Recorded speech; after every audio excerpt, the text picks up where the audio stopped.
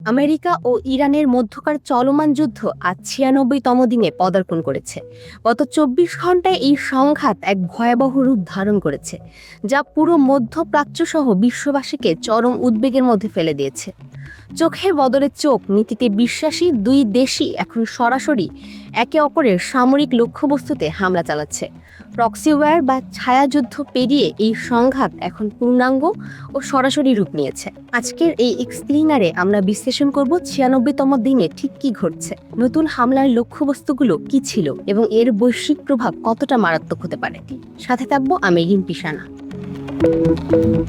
যুদ্ধের ৯৬তম দিনের সূচনা হয় এক অভূতপূর্ব বিমান ও ড্রোন হামলার মধ্য দিয়ে। মার্কিন প্রতিরক্ষা দফতর পেন্টাগনের দাবি অনুযায়ী লোহিত সাগর এবং পারস্য উপসাগরে মোতায়েন করা মার্কিন যুদ্ধজাহাজ লক্ষ্য করে ইরান বেশ কয়েকটি ব্যালিস্টিক মিসাইল এবং কামিকাজে ড্রোন নিক্ষেপ করে। মার্কিন আকাশ প্রতিরক্ষা ব্যবস্থা এর বেশিরভাগই ভূপাতিত করতে সক্ষম হলেও একটি ড্রোন মার্কিন নৌবাহিনীর একটি রসদ সরবরাহকারী জাহাজে আঘাত হানে। এর জবাবে মার্কিন বিমান বাহিনী ও নৌবাহিনী যৌথভাবে ইরানের মূল ভূখণ্ডে ব্যাপক পাল্টা হামলা চালায়। মার্কিন যুদ্ধ বিমানগুলো ইরানের দক্ষিণাঞ্চলীয় বন্দর নগরী আব্বাসের কাছাকাছি কৌশলগত সামরিক ঘাঁটি এবং ড্রোন উৎপাদন কেন্দ্রগুলোকে লক্ষ্য করে নিখুঁত হামলা চালায়। তেহরানের পক্ষ থেকে দাবি করা হয়েছে এই হামলায় তাদের বেশ কয়েকজন বেসামরিক নাগরিক এবং সামরিক কর্মকর্তা হতাহত হয়েছে এবং তারা এর চরম প্রতিশোধ নেওয়ার হুমকি দিয়েছে। কেন এই আকস্মিক উত্তেজনা? এই নতুন করে হামলার পেছনে মূলত তিনটি প্রধান কারণ কাজ করছে। কৌশলগত রুট নিয়ন্ত্রণ। পারস্য উপসাগর এবং হরমুজ প্রণালী বিশ্বের অন্যতম প্রধান জ্বালানি সরবরাহ পথ। ইরান এই রুটে মার্কিন আধিপত্যকে সম্পূর্ণভাবে চ্যালেঞ্জ করতে চায়।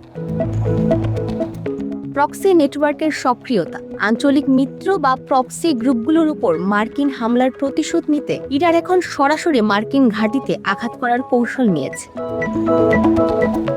মনস্তাত্ত্বিক চাপ। ওয়াশিংটন ও তেহরান উভয় পক্ষই আন্তর্জাতিক মহলে নিজেদের সামরিক শ্রেষ্ঠত্ব প্রমাণ করতে এবং প্রতিপক্ষকে আলোচনার টেবিলে দুর্বল করতে এই শক্তি প্রদর্শন করছে। সামরিক শক্তির ভারসাম্য এবং রণকৌশল। ৯৬ দিনের এই যুদ্ধে দেখা গেছে মার্কিন যুক্তরাষ্ট্র তাদের প্রযুক্তিগত শ্রেষ্ঠত্ব, স্যাটেলাইট ট্র্যাকিং এবং উন্নত আকাশ প্রতিরক্ষা ব্যবস্থা ব্যবহার করছে। অন্যদিকে ইরান তাদের সস্তা কিন্তু অত্যন্ত কার্যকর ড্রোন প্রযুক্তি এবং বিপুল পরিমাণ স্বল্প পাল্লার মিসাইল দিয়ে মার্কিন ডিফেন্স লাইনকে ব্যস্ত রাখছে।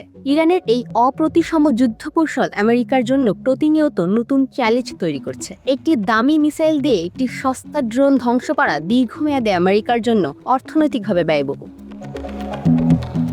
বৈশ্বিক অর্থনীতি ও জ্বালানি সংকটের হুমকি। এই যুদ্ধের প্রভাব শুধু মধ্যপ্রাচ্যের মানচিত্রে সীমাবদ্ধ নেই। হরমুজ প্রণালীতে নতুন করে উত্তেজনা ছড়ানোর সাথে সাথে আন্তর্জাতিক বাজারে অপরিশোধিত তেলের দাম এক লাফে ব্যারেল প্রতি উল্লেখযোগ্য হারে বেড়ে গেছে। বাজার বিশ্লেষকদের মতে যদি এই রুটটি দীর্ঘদিনের জন্য অবরুদ্ধ হয়ে পড়ে তবে বিশ্ব অর্থনীতি এক বড় ধরনের মন্দার মুখোমুখি হবে। বিশেষ করে এশিয়া ও ইউরোপের দেশগুলো যারা এই রুটের জ্বালানির উপর নির্ভরশীল তারা তীব্র সংকটে পড়বে। আন্তর্জাতিক মহলের প্রতিক্রিয়া ও কূটনৈতিক স্থবিরতা। জাতিসংঘের নিরাপত্তা পরিষদ এই নতুন হামলার পর জরুরি বৈঠক ডেকেছে, তবে পরাশক্তিগুলোর পারস্পরিক ভেটো ক্ষমতার কারণে কোনো কার্যকর প্রস্তাব পাশ করা সম্ভব হয়নি। চীন ও রাশিয়া উভয় পক্ষকে সংযত থাকার আহ্বান জানালেও তারা পরোক্ষভাবে মার্কিন সামরিক উপস্থিতির সমালোচনা করেছে। অন্যদিকে ইউরোপীয় ইউনিয়ন এই সংঘাত আরও ছড়িয়ে পড়ার রুখতে মধ্যস্থতার চেষ্টা চালিয়ে যাচ্ছে, যদিও বর্তমান পরিস্থিতিতে কূটনৈতিক সমাধানের পথ অনেকটাই অবরুদ্ধ মনে হচ্ছে।